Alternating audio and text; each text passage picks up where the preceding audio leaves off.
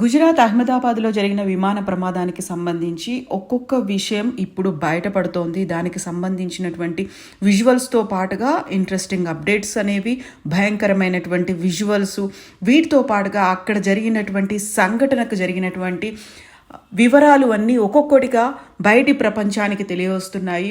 మనం ఇంతకుముందు చూసినట్టుగా అహ్మదాబాద్ సిటీ పోలీస్ కమిషనర్ ఒక్కరు కూడా బతికే ఛాన్స్ లేదు అని చెప్పినప్పటికీ కూడా ఆ ఫ్లైట్లో ఉన్నటువంటి 11A సీట్లో కూర్చున్నటువంటి రమేష్ అనే వ్యక్తి ప్రాణాలతో బయటపడ్డాడు. ఇప్పటికీ ఈ ప్రమాదం జరిగిన తర్వాత ఆ ఒక్క వ్యక్తి గురించినటువంటి సమాచారం మాత్రమే బయటికి వచ్చింది. ఆ ఒక్క పర్సన్ మాత్రమే బతికి బయటపడ్డట్టుగా మనకు అందుతున్నటువంటి వివరాలని బట్టి తెలుస్తోంది.